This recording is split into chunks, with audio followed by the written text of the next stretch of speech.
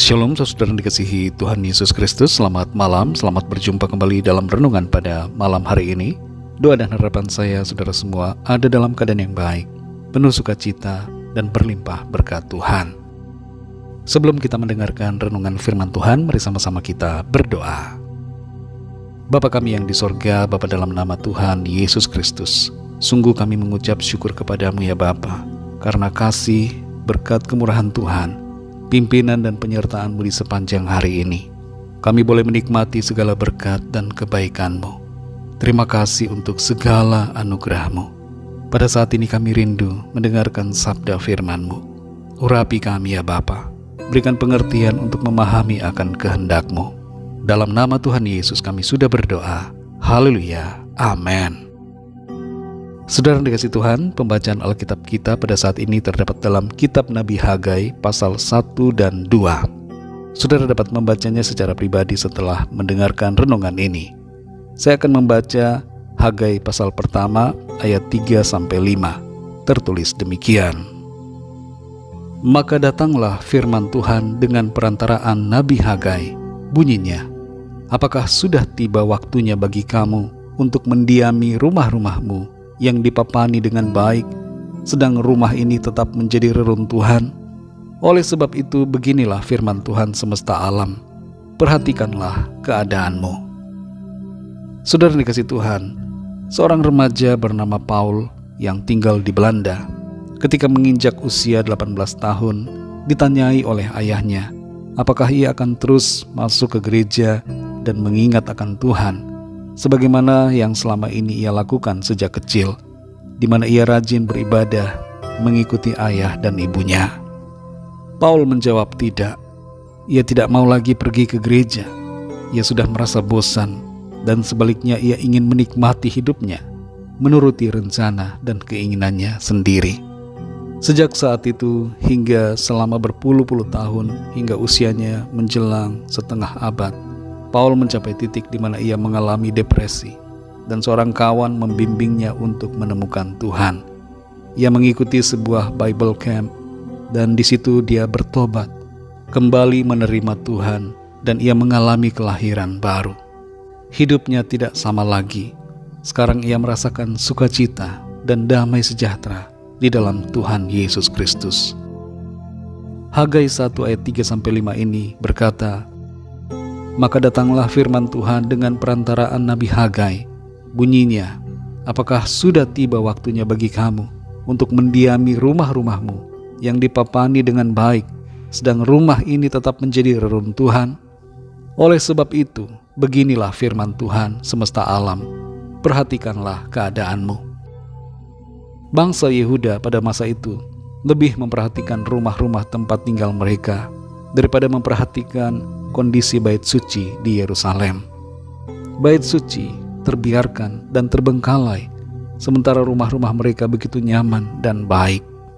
Firman Tuhan menegur mereka melalui Nabi Hagai, mengingatkan agar mereka memperhatikan bait suci.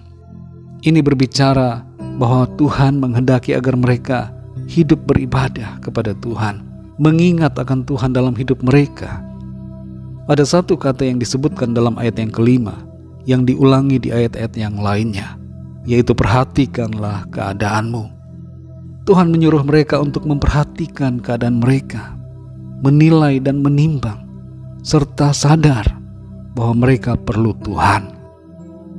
Saudara yang dikasihi Tuhan, makna dan pesan penting dari apa yang tertulis dari kitab Hagai adalah agar kita semua mengutamakan Tuhan dalam hidup kita. Kita seringkali memperhatikan hanya keadaan lahiriah kita, tapi mengabaikan kondisi rohani kita sendiri. Kita cenderung memperhatikan perkara-perkara dunia daripada mengutamakan Tuhan. Padahal Tuhan adalah sumber segala-galanya dalam hidup kita. Kita sering merasa bisa memperoleh segalanya di luar Tuhan. Padahal tanpa Tuhan, hidup kita kosong dan menjadi sia-sia. Dalam Matius 6 ayat 33 tertulis, tetapi carilah dahulu kerajaan Allah dan kebenarannya, maka semuanya itu akan ditambahkan kepadamu. Ayat ini saudara mempunyai maksud yang selaras dengan apa yang dikatakan di dalam kitab Hagai. Tuhan Yesus menegur kita semua yang terlalu sering mengabaikan yang utama untuk mencari yang tidak utama. Kita sering melupakan yang kekal untuk yang sementara. Kekhawatiran dan berbagai ambisi dunia membuat kita mengesampingkan Tuhan, padahal seharusnya kita mendahulukan Tuhan. Maka semua yang kita perlukan akan terpenuhi, bahkan dilimpahkannya dalam hidup kita. Saudara yang dikasihi Tuhan, malam ini kita mengingat kembali untuk mengutamakan Tuhan lebih daripada segalanya. Beribadahlah kepada Tuhan dengan segenap hati kita. Carilah Tuhan dan jadikan Dia prioritas utama dalam segala aspek hidup kita. Taatilah firman Tuhan, dengar-dengaranlah selalu kepadanya. Ketika kita mengutamakan Tuhan, sebenarnya kita sedang memelihara hidup kita. Mari sekali lagi saudara, ingatlah selalu akan Tuhan, utamakan Dia, dan setialah selalu dalam kasih dan iman kita kepadanya. Mari kita berdoa saudara. Bapa kami yang di sorga, Bapa dalam nama Tuhan Yesus Kristus, kami bersyukur pada saat malam hari ini, kembali kami dibimbing oleh firman Tuhan, dibentuk, diajar, diingatkan kembali untuk selalu mengutamakan dan memprioritaskan Engkau Tuhan dalam hidup kami. Terlalu sering kami memikirkan hal-hal lahiriah, hal-hal dalam hidup kami cemaskan, kami khawatirkan, dan kami mengabaikan Tuhan untuk mencari yang sementara. Kami lupa bahwa sesungguhnya Engkaulah Tuhan, adalah sumber segala-galanya dalam hidup kami. Kami berusaha dengan kekuatan kami sendiri, dan itu menjadi seperti usaha menjaring angin. Kami lupa bahwa kami perlu mendekat dengan Engkau, perlu senantiasa taat kepadamu, karena Engkaulah sumber kehidupan kami. Engkaulah yang memelihara kami senantiasa. Ampuni kami Tuhan akan sikap kami yang berdosa, yang memberontak dan melupakan Tuhan. Kami mau senantiasa ingat akan Engkau, berkomitmen untuk hidup beribadah dan setia selalu kepadamu. Tuntun kami Roh Kudus, agar kami senantiasa dipenuhi dengan kasih, sukacita, pengharapan, iman di dalam Engkau Tuhan.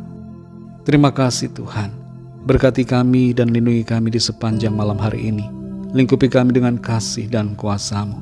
Kami berdoa, memohon lawatan Tuhan atas setiap kami, agar Tuhan menyembuhkan yang sakit, menguatkan yang lemah, memberikan semangat baru kepada yang berputus asa, melepaskan yang terikat terbelenggu dosa dan kuasa kegelapan, dan menyatakan mujizat-Mu dalam kehidupan setiap kami yang sedang dalam pergumulan. Terima kasih Bapa, berkati bangsa negara kami Indonesia dan semua bangsa di dunia ini. Berkati umat-umat-Mu Tuhan di mana saja berada. Berkati keluarga kami masing-masing secara pribadi.